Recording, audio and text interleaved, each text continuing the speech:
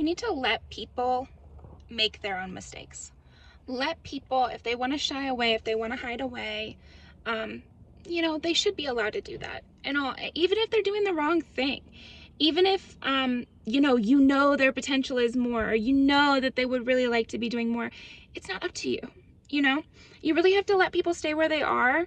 And, for example, you might think, oh, and there's a honking horn, confirmation, but you might think, oh, I'm giving them an opportunity, but you can tell that they don't really want it.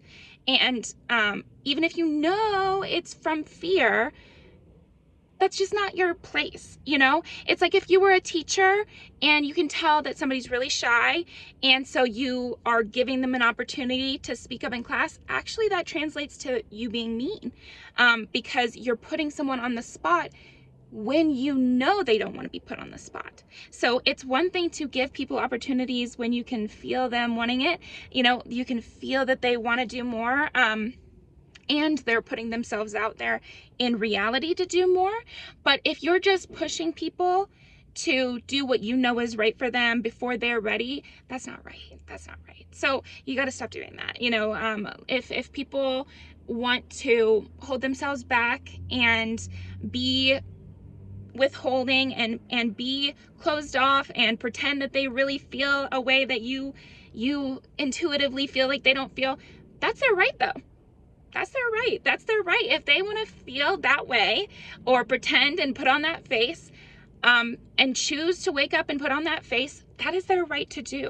So you have to let people do that, and not focus so much on changing people, but rather you can give opportunities to people. You can ask people for things, or ask people to go with you to places, or invite. Inviting is one thing, but calling on it like you're a teacher, and so you are actually forcing that person to speak up when they don't want to. No, that one not so much. So focus on the people who do want to raise their hand. If you're a teacher and there's someone who always answers, if they're always raising their hand to answer and to help, then yeah, you should pick that person. You should, because that's a good thing. Reaching out is something that God likes when we do.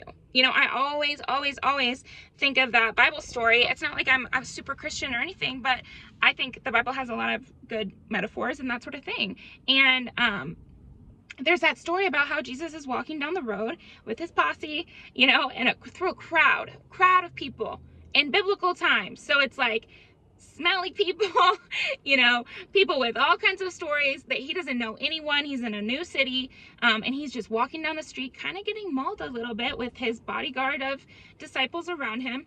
And somebody reaches out and grabs his robe. That's the equivalent of like raising your hand, getting in their attention, trying to latch on, trying to reach out. And maybe you could see that one of us maybe is like, oh, that person's being so annoying. They're always reaching out. They always want to talk to me. They're pulling on me. But actually, that's a good thing. And Jesus rewarded that person. And it was like, yes, that's what I want from people. So it's a good lesson. We're supposed to reach out. We're supposed to have to physically act and move forward, wanting something, and no guarantee we're going to be called on. We're supposed to be always putting up our hand. So the people who always put up their hand and take the option and take every opportunity to put themselves out there and reach out to others, and just taking every opportunity, they should be rewarded for that. The overachiever and the overdoer, we should reward those people. And we should be those people. Reach out your hand and grab the cloak of something that you feel like is cool and that you feel like is interesting. Reach out and grab it, because you'll be rewarded for that cosmically, And he liked that. He gave that person power. And he was like, yes, that is what I like to see. And you would think that he would say, get your grubby little hands off me. But he didn't, because he's not like that. And we shouldn't be like that either. Don't be like, get your little grubby hands off of me. We should be happy and honored that someone reached out to us. That means they're further on their spiritual journey. If they're in the, feelings of I'm reaching out, I'm moving forward, that is a good energy for people to be in, to reach out, to try. They should be in that energy of trying. So yeah, try to understand your balances with that, and don't force people to be that in that energy. Instead, accept the people who are already in that energy and rewire how you feel about it. Would you have felt, get your grubby hands off me, if you were Jesus walking down the street in a crowd? So then maybe like think about that and try to adjust the way you feel about that sort of thing. Yeah, so I'm not talking about people like annoying you in public or like strangers. I'm talking about like instances where this is going to make sense. I feel like if you are meant to hear this message, you're going to know what I'm talking about, and you're going to feel that too.